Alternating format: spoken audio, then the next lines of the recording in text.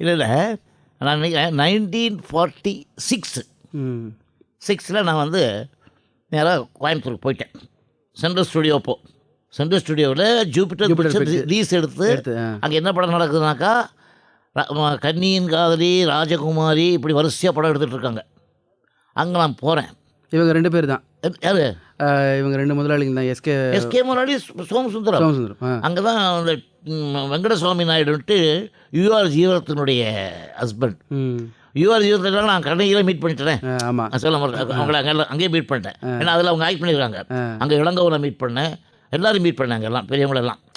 So இங்கே வந்ததுக்கப்புறம் திருப்பி நான் போய் மன்னிச்சுங்க, நான் ஜூப்பிட்டர் விட்டு போயிட்டேன் நடிக்கலான்ட்டு. பட் நான் நீங்கள் என்ன கொடுத்தாலும் இங்கேயே வேலை செய்கிறேன்னு சொல்லி மறுபடியும் முதலாளிகிட்ட போய் கேட்டுட்டு அங்கே செஞ்சுட்டேன். அங்கே நான் போன நேரத்தில் தான் அந்த ஆர்கெஸ்ட்ராலாம் புதுசாக ஒன்று ஃபார்ம் பண்ணியிருந்தார். யார்? எஸ்எம் சுப்பையா நாயுடு, ஒரு மியூசிக் டைரக்டர். அவர் அங்கே வந்து ஆஸ்தான வித்வான், மாஸ் சம்பளத்துக்கு அவர் கூட இருந்த ஒரு 15-20 பேர் ஆர்கெஸ்ட்ரா. அதில் வந்து இப்போவும் இருக்கார் ஒருத்தர், நஞ்சப்பான் ஃப்ளூட்டிஸ்ட்டு. ஜூனஸ் சேட்னு இருந்தார், இறந்து போயிட்டார். சபாபதி என்ன ஒரு ஹார்மோனிஸ்ட்டு. அவங்களெல்லாம் அங்கே அப்போ சுப்பிரமணியன் சுப்பையா கூட எல்லாம் இருந்தவங்க, எஸ்எம் சுப்பையா நாயுடு. அங்கே நான் போய் சேர்ந்தேன். அங்கே நான் போய் சேர்ந்த உடனே என்னாச்சு, நான் நேராக சுப்பையானங்கிட்ட போனேன். சுப்பையானங்கிட்ட ரொம்ப மூவ் பண்ண ஆரம்பித்தேன். சுப்பையானா என்னுடைய ஞானம் பார்த்தாரு. S M Subbaiah Naidu great music. அவர் அங்கே கம்போஸ் பண்ணுறதுலாம் இருப்பேன், கூட சுரம் எழுதுவேன், அவர் கொஞ்சம் ஹெல்ப்ஃபுல்லாக இருப்பேன். இப்படி அவரோட ரொம்ப ஆக்டிவாக இருப்பேன். அவர் எனக்கு அப்போ வந்து ஜூப்டரில் என்ன சம்பளம்னாக்கா 5 ரூபா 7 ரூபா. அந்த 7 ரூபா நான் காசே வாங்க மாட்டேன். எங்கள் அம்மா பேருக்கு அவங்க அனுப்பிச்சிடுவாங்க சேலத்தில். ஸோ இது வந்து இப்படி வளர்ந்து வந்துட்டு ஒரு பீரியடு. இப்போ அது வந்து ஒரு அசிஸ்டண்ட் மாதிரி இருந்தீங்களோ? அங்கே அசிஸ்டண்ட் இல்லை, அப்போவும் ஜூப்டர் அங்கே ஹார்மோனியத்தில் இன்சார்ஜ், மியூசிக்கால் இன்சார்ஜ் சாவியெல்லாம் என்கிட்ட இருக்கும். இப்போ ஜிகே வெங்கடேஷ் வந்து வீணை வாசிப்பான். கோபாலகிருஷ்ணன் ஒரு ஃப்ரெண்டு, அவன் எனக்கு தமிழா வாசிப்பான். நாங்கள்லாம் அங்கே ஒரு யூனிட்டாக இருந்துகிட்டு இருக்கோம். நான் வந்து அங்கே சாப்பாடு போட்டு சாப்பிட்டுட்டு அங்கேயே இருப்பேன். மெஸ்ஸிலே சாப்பாடெல்லாம் இருக்கும். அங்கே தான் மாஸ்டர் சம்பளத்துக்கு அந்த காலத்தில் எம்ஜிஆர் ராமச்சந்திரன் அவர்கள், அண்ணாதுரை அவர்கள், கலைஞர் அவர்கள், அப்புறம் வந்து நம்பியார் அவர்கள், சக்கரபாணி சார் அவர்கள், இவங்க எல்லாம் அங்கே மாஸ் சம்பளம் ஜூப்டரில். அந்த காலத்தில் நடிகர்களா. நான் வந்து அங்கே ஆஃபீஸ் காய் ப்ளஸ் ஆல் இன் ஆல். சுந்தரானர்கனி கிருஷ்ண விஜயன் படம் எடுப்பார். எல்லாம் ஆல் இன் ஆலாக நான் இருந்துகிட்ருக்கேன். ஸோ எனக்கு என்ன வேலைன்னு கேட்டிங்கன்னா, அதில் இன்னொரு விஷயம். அதுக்கு முன்னால் நான் கண்ணியில் வந்து நான் சொன்னேன் இல்லையா, பாபநாசம் சிவனையும் மீட் பண்ணியிருக்கேன். எஸ்வி வெங்கட்ராமையார், குன்னக்குடி வெங்கட்ராமையார், உடுமலை நாராயண கோயிலாயர் எல்லாம் அந்த காலத்துலேயே தெரியும் எனக்கு. நான் அவங்களாம் அப்போ வேலை ஒர்க் பண்ணியிருக்காங்க. ஸோ அந்த யூனிட்லாம் மறுபடியும் இங்கே வந்திருக்காங்க. இப்போது இவங்கெல்லாம் பாட்டு எழுதி மியூசிக் போடுறாங்க. அவர் எங்கள் முதலாளி என்ன பண்ணுவார்னாக்கா, ஒரு அட்ட ஸ்ட்ரெச்சாக ஒரு 4 படம் ஸ்டார்ட் பண்ணார்னா 4 படத்துக்கும் வேறு மியூசிக் டேரக்டர் போடுவார். அப்போ தான் போட்டு வேலை செய்வாங்கன்னு. அப்போ அப்படி வேலை செய்யும்போது அதே படத்துக்கு எஸ்வி வெங்கட்ராமையார் வந்திருக்கார், எஸ்எம் சுப்பையா நாயுடு இருக்கார், மாதமாக பர்மனெண்ட்டாக. இவங்கெல்லாம் மெட்ராஸ்லேருந்து கோயம்புத்தூர் வருவாங்க. டிகே ராமூர்த்தின்னு சுப்ராம் கூட வருவார். ஸோ லிங்கப்பா வருவார் சுப்ரமணியன் கூட. அதுக்கப்புறம் அத்தைப்பள்ளி ராமாராவன் ஒருத்தர் அவர் வருவார். சிஎஸ் ஜெயராமன் வருவார். ஸோ எதுக்கு சுருக்கமாக சொன்னால் எல்லாருக்கும் என்னை பிடிக்கும். பெரிய பெரிய ஜாம்பவான்கள்லாம் வந்து அவங்கெல்லாம் வந்து விஸ்வநாதன் தான் வேணும், நான் விஸ்வநாதன் வச்சுக்கிறேன், அவன் சுரண்டிடுவான், அவன் பாட்டு சொல்லி கொடுப்பான். இப்படி எனக்கு வேலை. உங்களுக்கு அது ஒரு பெரிய பயிற்சி பயிற்சி. எத்தனை music director, S Venkataramaiyar, C R Subbaraman, S M Subbaiah Naidu. அப்போ தான் அவர் கூட சிஆர் சுப்பராமன் கூட ரொம்ப ஃப்ரெண்டு டிகே ராமூர்த்தி அவர்கள், அப்புறம் லிங்கப்பா அவர்கள். ஸோ இவங்கெல்லாம் வருவாங்க, இவங்கெல்லாம் அங்கே வேலை செய்வாங்க ஒவ்வொரு படத்துக்கு. ஸோ அது எதுன்னு கேட்டிங்கன்னா ரொம்ப பசுமையான நினைவுகள் எனக்கு. அவங்கள பயிற்சி தான் அப்படி கொடுத்தாங்க. இதில் ஒரு விஷயம் என்னென்னு கேட்டிங்கன்னா, ஒரு இன்ட்ரெஸ்டிங் விஷயம். இப்படி நான் இருந்துக்கிட்டு இருக்கேன். அப்போ எனக்கு சம்பளம் ஒன்றும் ஜாஸ்தி கிடையாது. கலைஞரை மீட் பண்ணியிருக்கேன், அண்ணாதுரையை மீட் பண்ணியிருக்கேன், வேலைக்காரி மைசன், மனோகரா இங்கே மெட்ராஸில். சாரி, இது வந்து ஸ்ரீமுருகன், வித்யாவதி, கஞ்சன், வீராபிமன்யு, இப்படி படங்கள் வரிசையாக இருக்கும். இதில் உங்களை யாரும் நடிக்க கூப்பிடலையே? இல்லை, நடிக்க கூப்பிடல. நான் நடிக்க வரமாட்டேன்ட்டேன். அந்த வில்லு அடித்ததோடு சரி, நான் நடிக்கணும் வேணான்ட்டேன். ஞாபகம் இருக்குது, உதவாங்கின ஞாபகம் இருக்குது. இங்கே நான் வந்து முழுக்க மியூசிக்கில் இன்வால்வ்மெண்ட். அப்போ என்ன பண்ணுவாங்க, வர்ற மியூசிக் டேரக்டர்லாம் விஸ்வவை கூப்பிடுப்பா, விஸ்வநாத் எனக்கு 18 மணி நேரம் அவ்வளோ செய்வேன் நான். அப்போது கூப்பிட்டா அந்த மெட்டு போட்டு கொடுப்பாங்க. நான் என்ன பண்ணுவேன், அந்த மெட்டுக்கு சில டயத்தில் பாடல்கள் எப்படி வரும்னாக்கா, மேட்ரை கொடுத்து மீட்ரு வாங்கிப்பாங்க சில பேர். சில பேர் மீட்ரு கொடுத்து மேட்ரு வாங்கிப்பாங்க. அந்த மாதிரி காலம். முக்கால்வாசி என்னக்கா மேட்ரை கொடுத்துட்டான், பாட்டு எழுதி தான் மெட்டு போடுவாங்க. புரியுதா உங்களுக்கு? அந்த மாதிரி ஒரு ஒரு சுகமான ஒரு காலங்கள். வார்த்தைக்கு தகுந்த மாதிரி மெட்டுகள் போட்டோம். மெட்டுக்குன்னு சிலது உண்டு, பட் அது மெட்டுக்காக ப்ராமரண்ட் ஏதாவது வேணும் அப்படின்னாக்கா அப்போ அதில் வார்த்தைகளோட அர்த்தம் தான் ரொம்ப சிறப்பாக இருக்கும். ஆமாம், நல்ல மேட்ரு இருந்தால் பாட்டே மறக்காது. எப்போ அந்த மீட்டர் அப்புறம் தான் மேட்ரு தான் முக்கியம். அந்த பாரம்பரியம் தான் உங்களுடைய பாடல்கள்லையும். எனக்கு என்னோட முன்னோடிகளும் அப்படித்தானே. பாபநாசம் சிவன் பாட்டு எழுதுவார், பாடுவார், அவரே இசையமைப்பார், வாக்கியக்காரர், அவர் தெய்வம் மாதிரி. உடுமலை நாராயண கவிஞரும் பாடுவார், ஆனால் அவர் மெட்டுக்கு எழுதுவார், அவர் பாட்டும் எழுதுவார். ஸோ இந்த பீரியடில் 1946ன்னு வச்சுங்களேன், எனக்கு ஒரு புது ஆள் வர்றார். நல்ல விபூதி குங்குமம்லாம் போட்டு, அங்கவஸ்திரம்லாம் போட்டு, முத்தையான்னு செட்டிநாட்டிலேருந்து முத்துன்னு தான் கூப்பிடுவார். அவர் தான் கண்ணதாசன். அவர் அங்கே வர்றார். அவர் அங்கே வந்த உடனே அவர் சொல்கிறாங்க, இவன் விஸ்வநாதன் இவன் பேர், இவனுக்கு இவன் மெட்டு வாசிப்பான், நீ அதுக்கு தகுந்த மாதிரி பாட்டு போடணும். ஏன்னா அவர் வந்த உடனே கன்னியின் காதலியில் கலங்காதிரு மனமேங்கிற பாட்டு அவர் பாட்டு கொடுத்து மெட்டு போடணும். அது பாட்டு எழுதி கொடுத்துட்டாரு. அதுக்கப்புறம் மெட்டு போட்டார் சுப்பையா நாயுடு. இதுக்கு நடுவில் இந்த கண்ணதாசனை மீட் பண்ணுறதுக்கு முன்னால் சில விஷயங்கள் இருக்குது. அது என்னென்னு கேட்டிங்கன்னா இன்னும் இன்ட்ரெஸ்டிங்காக இருக்கும். ஒரு தடவை என்னாச்சு, ஒரு பாடல் ஒன்று வீராபிமன்யுக்கு, புது வசந்தமாமே வாழ்விலே இனி புதிதாய் மனமே பெறுவோமேனு வார்த்தை. இது வார்த்தை எழுதி கொடுத்துட்டாங்க, இதுக்கு மெட்டு போடணும். இது சுப்பையா நாயுடு முழுக்க முழுக்க உட்காந்து மெட்டு, நாங்களாம் ஒவ்வொருமாக ஒடிஞ்சிட்டு பார்ப்பேன் என்ன பண்ணுறாருன்னு. இவர் பார்த்தாரு, அந்த சரியாக அமையல அவருக்கு. நாங்கள் என்ன பண்ணோம், ஆர்கெஸ்ட்ராலாம் மாஸ்டமில் தானே 7 மணி ஆச்சுன்னா போயிடுவாங்க. 7 மணிக்கு அப்புறம் எங்கள் ராஜாங்கமே அதுதான். நான், ஜிகே வெங்கடேஷ், கோபாலகிருஷ்ணன் 3 பேர் அங்கே இருப்போம். ஸோ என்ன பண்ணேன் நான், டேய் வாங்கடா போய் நான் ஒன்று மெட்டு போட்டு பார்ப்போம் இந்த பாட்டுக்கு. என்னுடைய முதல் மெட்டு, புது வசந்தமாமே வாழ்விலே இனி புதிதாய் மனமே பெறுவோமே, புது வசந்தமாமே வாழ்விலே. இதான் நான் முதல் போட்ட பாட்டு. இது வார்த்தைக்கு மெட்டு போட்டேன். மெட்டு போட்ட உடனே இது போட்டு கஷ்டப்பட்டு மெட்டு போட்டுக்கிட்டு இருக்கோம். 3 பேரும். நான் போய் எங்கள் பக்கத்தில் கோபாலகிருஷ்ணன் இருக்கான், தான் வாசிக்கலாம் தான் வாசிக்கலாம், ஜிகே வெங்கடேஷ் இருக்கான், எல்லாம் வாசிட்டுருக்கோம். ஒரு 8 மணி வாக்கில் வந்தார் சுப்பையாண்ணன். சுப்பையாண்ணன் வந்த உடனே உள்ள சத்தம் கேட்குது, இந்த இடத்துல என்ன, அவர் ஏதோ செக் பண்ண வந்திருக்கார், ஏதோ ஒன்று மறந்து வச்சுட்டு போயிருக்காரு. வந்த உடனே இந்த பாட்டு கேட்குது. உள்ளே எதிரா அப்படின்னாரு. பயந்து போய் அரண்டு எதிர்த்தோம். என்னடா பண்ணிட்டுருக்கீங்க? நான் மாதிரி நீங்கள் மெட்டு வரதுன்னு அவஸ்தைப்பட்டீங்களே, அது இந்த பையன் போட்டிருக்கான்னு வெங்கடேஷ் சொல்கிறான். அப்படியா, அதை பாடி காமிடா அப்படின்னாரு. நான் நடுங்கி போய் முதல்ல இந்த மெட்டை பாடி காமிச்சேன். இந்த மெட்டை கேட்ட உடனே அவர் என்னை அப்படியே கட்டி பிடிச்சிட்டு என்ன சொன்னார், நாளைக்கு ஆர்கெஸ்ட்ராலாம் வருவாங்க, நீ இதுக்கு சுரம் எழுதி கொடுத்துரு எல்லாருக்கும், கேட்டால் நீ போட்டேன்னு சொல்லாத, நான் போட்டேன்னு சொல்லு அப்படின்னாரு.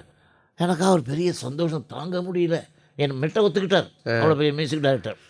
ஸோ அந்த படத்தில் அதே மெட்டு நான் சொல்லி கொடுத்து முழுக்க நோட்ஸ் எழுதிக்கிட்டு பாட்டையும் சொல்லி கொடுத்து, யூஆர் ஜீவரத்னம் அந்த திருச்சி லோகநாதன் என்னுடைய முதல் பாட்டு ரெக்கார்டிங் நடக்குது. ஆனால் என் லேபிள் இல்லை, எஸ்எம் சுப்பையா மியூசிக்னு. உங்களுடைய மெட்டு ஒத்துக்கப்பட்டது அப்படிங்கிறதே ஒரு பெரிய சந்தோஷம். அதான் சந்தோஷம், அவ்வளோதான் எனக்கு. நான் வெளியே சொல்லக்கூடாது இருக்காரு, சொன்னால் பின்னி உதச்ச படம் இருக்கார். அடுத்து ரெக்கார்ட் ஆகிடுச்சு, பாட்டெல்லாம் கேட்டோம், வெளியே சொல்ல முடியாது. அந்த பாட்டு பாப்புலர் ஆச்சு. உடனே அடுத்த படத்தில் கஞ்சன் ஒரு படம், இந்த உலகினில் இருக்கும் மாந்தரின் எழிலுடையோன் எங்கள் தமிழன் ஒரு மெட்டு. இது வார்த்தைக்கு நான் போட்ட மெட்டு. கஞ்சன்கிற படத்தில் ஐயாமுத்து கவுண்டர் பாட்டு இது. இந்த வார்த்தைக்கு மெட்டு போட்டவன் நான். நீ போட்டு போடான்னு சொன்னார். இப்படி பல மெட்டுகள், பல படங்கள், இப்படி 2 பாட்டு என்ன விடுவார் சான்ஸ். இது வருஷத்து இந்த நிலையில் தான் கண்ணதாசனோட என்ட்ரிங். சிஆர் சுப்பராமன் வந்தார், அவர் ஒரு மெட்டு போட்டு கொடுத்தார். யாருக்கு? கண்ணதாசன் பாட்டு எழுதுறதுக்கு. நான் இதுக்கு தகுதி உள்ளவன்னு ஒரு அங்கீகாரம் பெற்றதுனால இதை வாட்சி காமிச்சு நானும் கோபாலகிருஷ்ணன் பக்கத்தில் உட்காரணும். என்னன்னாக்கா தானத்தன இது மெட்டு.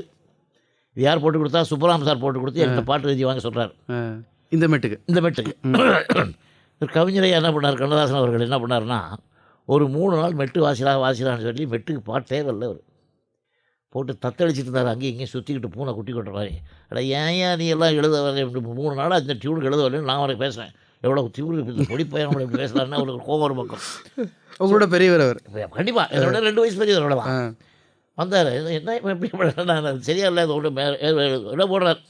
அப்புறம் 3 நாளைக்கு அப்புறம் காரணம் தெரியாமல் உள்ளம் கடிகொண்டே கூத்தாடுதே அப்படின்னாரு.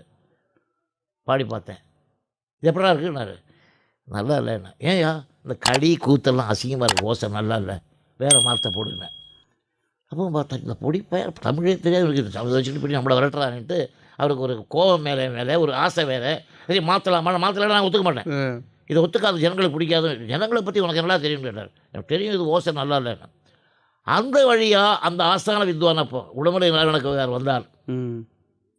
என்னடா 3 நாளாக அவன் மெட்டு கொடுத்துருக்கேன், டியூனும் போட்டு பாட்டும் போடல, என்ன தான் போட்டான், பாடி காமிடான்னார். நாங்கள் சரியாக வரல வாத்தியாரியான்னு கொஞ்சம் விட்டேன். உடம்புல நாராயண விட்டேன், என்னதான் பாடி காமியான்னு விட்டார். உடனே நான் சீரியஸாக காரணம் தெரியாமல் உள்ளம் கடி கொண்டே கூத்தாடுதேன்னு. என்னடா கடி கூத்தலாம் இருக்காம, அதானே நீ உனக்கு பிடிக்கல? ஓ அப்படி நீங்கள் சொன்ன அதே வார்த்தைகளை அதானே உனக்கு பிடிக்கல அப்படின்னாரு. ஆமாம் வாத்தியாரி, அசிங்கமாக இருக்கு, களி கூத்தலாம். கரெக்ட், இந்தவா வேறு போட்டு கூட உனக்கு அப்படின்னாரு. எழுதுறவர் உடம்புல நாள் ரொம்ப ரொம்ப வேடிக்கையானவர், ரொம்ப தமாஷான இருப்பார், ரொம்ப பெரிய ஆள். அங்கே வந்தார். சரி ஒரு வேலை செய் விஸ்வநாதா, நீ என்ன பண்ணுற, சுப்ரமணியன் சொல்லிவிடு, அந்த களி கூத்தெல்லாம் எடுத்துட்டு காரணம் தெரியாமல் உள்ளம் சந்தோஷம் கொண்டாடுதேன்னு மாற்றிக்கொண்டு, சந்தோஷம் கொண்டாடுதேன்னு மாற்றினோடனே நல்லா இருக்குன்ட்டேன். கவிஞரும் பார்த்தாரு, என்னடா பொடிப்பை இவன் வந்து இப்படி மாற்றிட்டானேன்ட்டு. அப்புறம் அதை ஒத்துக்கிட்டதுக்கப்புறம் ஒரு வார்த்தை சொன்னார், இன்னும் ஞாபகம் இருக்கு எனக்கு, நாராயண வாத்தியார். கண்ணதாசா, நீ கவிதை எழுதியிருக்க இல்லைன்னு சொல்லலை, இந்த விஸ்வநாதன் மாதிரி மடையனுக்கு புரியாது, அவங்களுக்கெல்லாம் அந்த ஓசை நயம். ஸோ முதல் தமிழன் நான் தான் கெடுத்தனோட ஜனங்களுக்கு புரியலன்னு சொல்லி புரியிற வார்த்தையாக கொடுத்தா என்ன கதி. அவர் சொல்கிறார், காரணம் தெரியாமல் உள்ளம் கடி கொண்டே கூத்தாடுறது தான் பயத்தி. ஆனால் கடி கூத்து நல்லா இல்லைன்னொடனே அவர் என்ன பண்ணார், சந்தோஷம் கொண்டாடுதுன்னு மாற்றிட்டார். இன்னும் எளிமை. பட் அவர் சொல்கிறார், அது இப்படி எளிமையாக இருக்கும், இந்த மாதிரி மடையனுக்கெல்லாம் புரியணுன்றா அப்படி தான் எனக்கு கை காமிச்சு. ஆனால் இதுதான் கவிதைங்கிறது தான், அவன் பெரிய கவிஞன்டா, நல்லா எழுதுவான்னு சொல்லிட்டு போயிட்டார். ஸோ இது ஒரு பக்கம் ஆச்சு. ஸோ இந்த இந்த இந்த செக்ஷனுக்கு அப்புறம் எங்கள் 2 பேர்த்துக்குள்ளே ஒரு சின்ன காதல், என் மேலே கவிஞர் மேலே எனக்கு சொல்கிறத மாத்தினார். இப்படி பல பாடல்கள் உருவாகி அதெல்லாம் இருந்துக்கிட்டு இருந்து அங்கே பல படங்கள் எடுத்து, அதுவும் எம்ஜிஆர் பார்ப்பார், என்ன நம்பியார் சாமி கூட இருந்தார் இருப்பாங்க மாஸ்டர். எம்ஜிஆர் நம்பியார்னு சொன்னபோது அவங்கெல்லாம் உங்களோட ஒரே ரூமில் தங்கிட்டு இருந்தா கூட சொல்லுவாங்களே? இல்லை அப்படி இல்லை, நான் பக்கத்து ரூமில் ஒரு ஓரத்தில் இருப்பேன், அவங்க பெரிய ரூமில் இருக்கும். நான் போவேன், அவங்களுக்கு என்னென்ன வேணுமோ எல்லாம் சிஸ்டர்ஸ் எல்லாம் பண்ணுவேன். நான் ஒரு ஆஃபீஸ் அப்போ பையன்தான், என்ன ஒரு பெருசாக ஒரு ஹார்மோனிஸ்டாவோ ஒரு மியூசிக் டைரக்டராகவோ ஒரு எம்எஸ் விஸ்வநாதோ அங்கீகாரம் பண்ணிக்கவே இல்லை. ஒரு பொடியை ஹெல்ப் பண்ணுறாங்க, பட் அவன் நல்லா வருவாங்கிற ஒரு தைரியம் கொடுத்தாங்க. இல்லை அவங்களோட உங்களுக்கு அப்போ ஏற்பட்ட ஒரு அனுபவங்கள்னாக்கா எம்ஜிஆர் வந்து என்னை பார்த்து, டேய் நீ சுப்பையாங்கிட்ட எல்லாம் சில விஷயம் கற்றுக்கோ, அது பண்ணிக்கோ இப்படி பண்ணிக்கோ, உங்கள் லைஃப்பை வேஸ்ட் பண்ணாதே, அட்வைஸ் தான். அவங்களும் பிஸியாக இருப்பாங்க. நம்பியார் சாமி அப்படி தான், நம்பியார் சாமி ஹார்மோனியெல்லாம் வாசிப்பார், சுப்பையானெல்லாம் ரொம்ப ஃப்ரெண்டு. ஸோ நாங்கள் அது ஒரு குடும்பம் மாதிரி இருப்போம், ஒத்துமையாக. அவ்வளோ மியூசிஷனும் இன்றைக்கி என் கூட நான் வந்து மியூசிக் டைரக்டர் ஆனதுக்கப்புறம் கூட அங்கே இருந்த மியூசிஷன்லாம் என்கிட்ட கலைச்சிருக்காங்க சார். ஏன் சுருக்கமாக சொன்னால், நான் 30 ரூபா 3 ரூபா சம்பளம் வாங்கும்போது அவங்க 300 ரூபா என்கிட்ட வாங்கிட்டு இருந்தாங்க. அந்த காலத்தில் 300 ரூபா வாங்கிட்டு இருந்தாங்க. அந்த மாதிரி குரூப்பில் இருந்தவன். ஸோ இதெல்லாம் முடிஞ்சு ஒரு சின்ன கிளைமேக்ஸ். கருணாநிதி அவர்களோட உங்களுடைய அப்போ அந்த காலகட்டத்தில் உங்களுடைய தொடர்பு, உங்களுடைய இதுவும் அப்படி? அதாவது தொடர்புன்னு கேட்டிங்கன்னா, அதை நான் ஒரு உண்மையை சொல்லி ஆகணும். அவரே சொல்லுவார். ஒரு ஒரு ஒரு ஒரு சீசன் என்ன ஆச்சுனாக்கா, ஏஎஸ் சாமி டைலாக் எழுதுவார். பட் இவர் பாவம் சாயந்தரம் வந்து அவர் தான் எழுதுவார் டைலாக்லாம். ஆனால் அவர் பேர் வந்தது உங்களோட கதை தான், என்னுடைய கதை தான். என்னுடைய கதை தானே ஆச்சுன்னு நான் சும்மா இருப்பேனா? என் முதலாளிக்கு நான் ரொம்ப வேண்டிய நினச்சேன். நைட்டில் அப்படியே காலை அமைக்கிட்டேன், முதலாளி ஒரு சின்ன விஷயம் சொல்கிறேன், தப்பாக நினச்சிக்காதீங்க. என்னடா சொல்லுங்க, ஏன்னா நான் வெளியே சொல்ல முடியாதுல்ல. அதாவது விடிய உட்காந்து கருணாநிதி அண்ணன் தான் கசரெல்லாம் எழுதினாரு, இது தப்பாக போட்டிருக்காங்க ஐயா, நீங்கள் என்னன்னு விசாரிங்க அப்படியா. உடனே போட்டு துணை வசனம்னு போட்டு உடனே போட சொல்லிட்டார். பூ வச்சுருக்காரு. அது நான் சொல்லிட்டா வருங்க, என் மனசில் சொல்ல முடியல. இது பண்ணிட்டோம், இது போட்டோம், எல்லாம் ஆகிப்போச்சு. அங்கே நிறையா படங்கள் எடுத்தாங்க, எல்லாம் ஆக்ட் பண்ணாங்க. முருகன், ஸ்ரீமுருகன் ஒரு படம், கன்னியின் காதலி, அப்புறம் வந்து வேலைக்காரி அண்ணாதுரையெல்லாம் நிறைய படங்கள் எல்லாம் நாங்கள் எல்லாம் எடுபடி தான். அது கொஞ்சம் சொல்லுங்களேன். வேலைக்காரினாக்கா நான் இளங்கோவர் சாரியை மீட் பண்ணியிருக்கேன் கண்ணகியில். பாட்டு எழுதுகிறவங்களுக்கு சிச்சுவேஷன், அவங்க வந்து இந்த பாட்டில் இன்னும் கருத்துக்கள் வரணும்னு குறைஞ்சது எனக்கு தெரிஞ்சு அவங்க 2 பேரையும் நான் பார்த்துருக்கேன். ஒரு 50 பக்கமாக எழுதி கொடுப்பாங்க.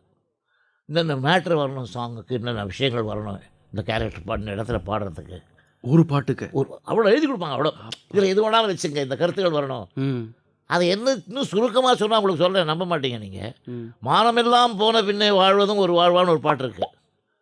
அது வந்து இளங்கோவன் கொடுத்த பல்லவி தான். அப்படியே அது அப்படியே பல்லவி நல்லா இருக்குது, இதை விட்டால் வேறு இல்லைன்னு வச்சுட்டாங்க. கன்னித்தமிழ் சாலையோரம் இன்னொரு பாட்டு ஒன்று இருக்குது, அது வந்து அண்ணாதுரை அவர்கள் கொடுத்தது. அண்ணாதுரை அவர்களும் அப்படி தான், அறிஞர் அண்ணாதுரை இருக்காரு. அவருக்கு நைட்லாம் உட்காந்து என்னை பக்கத்தில் வச்சு அந்த மேட்டர்லாம் எழுதுவார், இந்த பாட்டுக்கு என்னென்னது வேணும். இப்படி அவங்கெல்லாம் அந்த காலத்தில் ஒரு ஆசிரியர்கள், கதை எழுதுகிறவங்க, இவங்கெல்லாம் மேட்டருக்கு நிறையா கொடுப்பாங்க. அதுவே சமயத்தில் பாடல்களாக கூட அப்படி வந்திருக்கு. இப்போ இதனுடைய கிளைமேக்ஸ் எப்படி, நான் இப்போ இப்படியெல்லாம் இருந்துக்கிட்டு இருந்த ஒரு ஜூபிட்டர் குடும்பம் மாதிரி நான் சொல்லி போட்டேன், உணர்ட்டேன், பேரும் போட்டாச்சு. ஸோ என்னதெல்லாம் ஒன்றும் சொல்ல முடியல, சுப்பையான சொல்லவும் மாட்டார், விட்டேன். இதுதான் என்னுடைய நம்பிக்கை. படங்கள்லாம் முடிஞ்சிருச்சு, வேலையெல்லாம் முடிஞ்சிருச்சு, எல்லா படமும் ரிலீஸ் ஆகிடுச்சு. அந்த லீஸ் முடிஞ்சு போச்சு. லீஸ் முடிஞ்ச போன என்ன நிலை, அங்கே இருக்கிற மியூசிக் டைரக்டர், மியூசிஷியன், வேலைக்காரன், விஸ்வநாதன், ஜி.கே. வெங்கடேஷ், கோபாலகிருஷ்ணன், சுப்பையா நாயுடு எல்லாருக்கும் 3 மாதம் சம்பளம் கொடுத்து வேலையை விட்டு தூக்கிட்டாங்க. ஓ, இது எந்த வருஷம்? அது 47 சுதந்திரம் அடைஞ்ச அன்னைக்கெல்லாம் நாங்கள் போய் வாச்சிருக்கோம் ஜெயிலெல்லாம், கைதிகளுக்கு ஆர்கெஸ்ட்ராவோட, சுப்பையா நாயுடு தலைமையில். அதெல்லாம் முடிஞ்சு 48 அவங்க மாற்றிட்டு மறுபடியும் மெட்ராஸ்க்கு வர்றாங்க. எங்கே அங்கே வந்து கன்னியின் காதலி, வேலைக்காரி, ஸ்ரீமுருகன், அப்புறம் வந்து கஞ்சன், இவ்வளோ படம் எடுத்தாங்க இந்த 3-4 வருஷத்தில். இவ்வளோ படம். சரி, இதை சொல்கிறீங்களே, நீங்கள் சுதந்திரம் அடைஞ்ச காலகட்டத்தில் ஜெயிலில் போய் வாசிச்சிங்கன்னு, உங்கள் நினப்பில் ஜெயிலில் நீங்கள் போய் அங்கே வாசித்த அப்போ சுதந்திரம் ஒரு பெரிய ஒரு மகிழ்ச்சி கடல்லையே தேசமே தெளிச்சிக்கிட்டு இருந்த ஒரு காலகட்டத்தில் நீங்கள் போய் அவங்களோட பகிர்ந்துக்கிட்டீங்க. அந்த ஒரு பாடல், ஒரு எல்லாம் பாரதியார் பாட்டு தான் வச்சோம். ஆடுவோமே பள்ளு பாடுவோமே, அது ஒரு பாட்டு பாசி. ஆடுவோமே பள்ளு பாடுவோமே, ஆனந்த சுதந்திரம் அடைந்து விட்டோம் என்று. அது இன்னும் சில பாரதியார் பாட்டெல்லாம் இருக்குது. அது அப்புறம் சில சினிமா பாடல்கள், இப்படி ஜனரஞ்சகமாக. ஆனால் மெயின் சுதந்திர பாடி. ஸோ இதெல்லாம் முடிஞ்சது, அவங்க படங்கள்லாம் முடிஞ்சிது, லீஸ் முடிஞ்சிச்சு. அவங்க மறுபடியும் கோயம்புத்தூருக்கு வரணும். கோயம்புத்தூருக்கு வரும்போது எல்லாருக்கும் 3 மாதம் சம்பளம் கொடுத்து நோட்டீஸ் கொடுத்து வேலையை விட்டு நிறுத்திட்டாங்க. இதில் என்ன, நான் வந்து நடிக்க வந்தேன், ஆஃபீஸ் பாய் ஆனேன், அப்புறம் கோரஸ் பாடினேன், கோரஸ்லாம் பாடியிருக்கேன், மீராவில் எல்லாம் விஸ்வங்கடால் குரூப்பில் கோரஸ் எல்லாம் பாடினேன், நந்தனார் படத்துலையும் பாடியிருக்கேன். அப்புறம் அதில் நீங்கள் வேஸ்ட்டாக பண்ணக்கூடாது உங்களான்னு சொல்லிட்டு தானே இங்கே அனுப்பிச்சி வச்சாங்க. ஆமாம், இதெல்லாம் ஆகி பண்ணி ஒரு நிலைமைக்கு வந்து ஒரு 5-6 மெட்டும் போட்டு அதுவும் பாப்புலர் ஆச்சு. நான் என்ன பண்ணுவேன், எப்படி போய் நான் போட்ட மெட்டு நான் சொல்ல முடியுமா? எனக்கு வேலையும் போச்சு. இனிமேல் என்னுடைய கதி என்னன்னாக்கா, கோயம்புத்தூர் பிளாட்ஃபார்மில், ரயில்வே பிளாட்ஃபார்மில் மூட்டை தூக்க வேண்டிய வேலை தாங்கிற மாதிரி முடிவுக்கு வந்துட்டேன். ஸோ வந்து போய் உட்காந்துருக்கேன். ராத்திரி ஒரு 10 மணி இருக்கும். வேறு எங்கள் சுப்பையண்ணன் வந்தார். நீங்கள் மட்டும் தனியாக? நான் இருக்கேன், நானும் வெங்கடேஷ் வருஷம் உட்காந்துருக்கோம். எல்லாருக்கும் சாப்பிட்டு கொடுத்து விளக்கிட்டாங்க, வேலையை விளக்கிட்டாங்க. நாங்கள் என்ன பண்ண முடியுமே. நேராக சுப்பையண்ணன் வந்தார், என் காதை பிடிச்சி திரிய கொண்டு போய் சோமலாட்டை விட்டார். நீங்கள் இப்போ நான் ஒரு உண்மையை சொல்கிறேன் உங்களுக்கு, இந்த படங்களெல்லாம் இந்த பாட்டு ரிலீஸ் ஆகி ஹிட் ஆச்சு, மக்கள் பாடுறாங்கன்னா அது என் மெட்டு இல்லை, இந்த பையன் போடுற மெட்டு.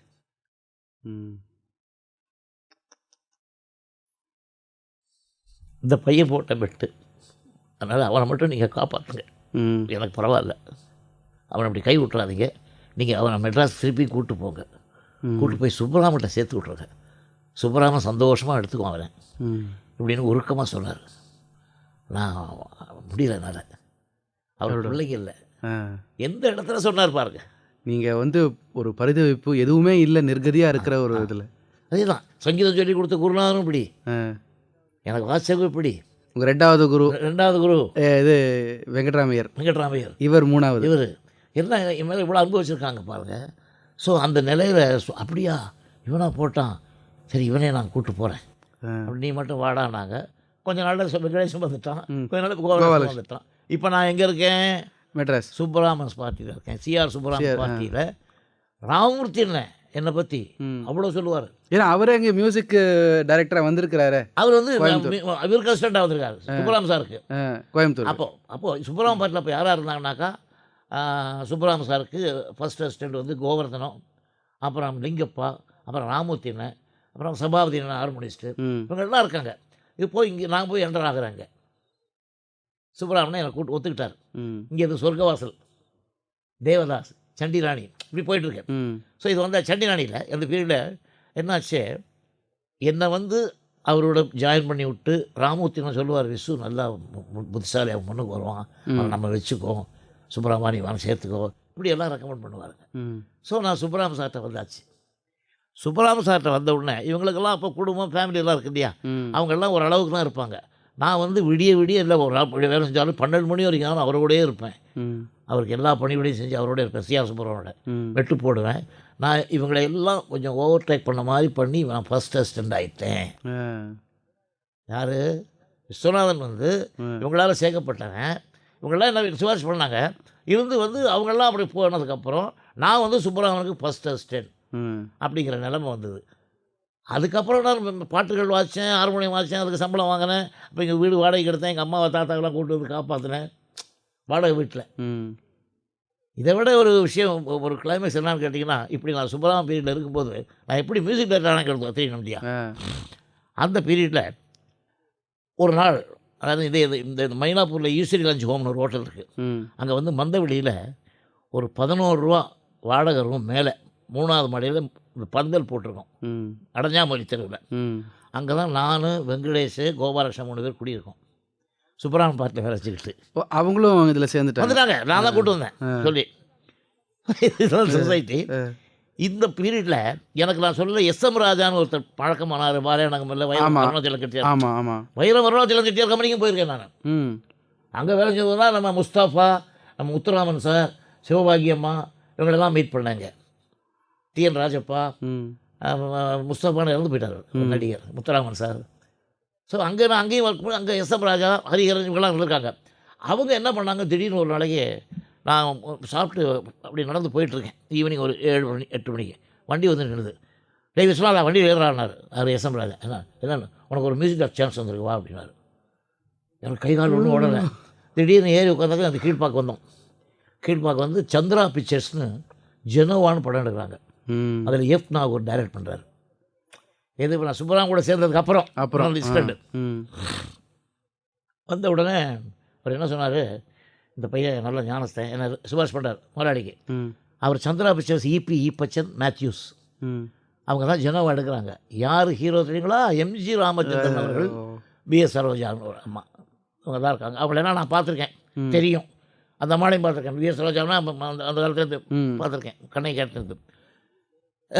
அப்போ தான் டிஏ ஜெயலட்சுமிலாம் எனக்கு அங்கே பழக்கம் அந்த கம்பெனியில். இது எந்த வருஷம்? இது வந்து கரெக்டாக நான் சொல்கிறப்போனா I will tell you 1949 something. 49. So அந்த காலகட்டம் உங்களோட வயசு கிட்டத்தட்ட ஒரு 22 வயசு. 21 வயசு. அப்போ கல்யாணம்லாம் ஆகலை. அப்போ பேச்சுலராக இருக்கேன். பேச்சுலர் நான் கல்யாணம் பண்ணுறதுக்கு அப்போ அம்மா அந்த வாடகை ரூமில் இருக்கேன். அம்மாவை காப்பாற்றிட்டு இருக்கேன். அம்மாவையும் தாத்தாவையும் காப்பாற்றிட்டு இருக்கேன். அந்த குடும்பம் வச்சுட்டு இருக்கேங்க வாடகை வீட்டில். அப்போவே அம்மா கல்யாணம் பண்ணிக்கலான்னாங்க. நான் என் சொந்த காலில் நிற்கிற வரைக்கும் நான் எங்கே நிற்கிறேன்னு இன்னும் தெரியல. எனக்கு என்ன பண்ண போகிறோன்னு தெரியல. ஏதோ எங்கே போயிட்டு இப்படி இருக்கிற பார்ட் டைம் ஒர்க் ஆகி போச்சுன்னா என்ன பண்ணுறதுன்னு பயந்துக்கிட்டு. ஸோ இந்த பீரியடில் ஒரு முக்கியமான விஷயம் என்னன்னாக்கா, அந்த மியூசிக் அந்த ப்ரொடியூசரை போய் பார்த்த உடனே ராத்திரி 10 மணிலேருந்து ஆரம்பிப்போம் நாங்கள் மெட்டு போடுறது. ஒரு சீக்வன்ஸுக்கு 5-6 மெட்டு போடுவோம்.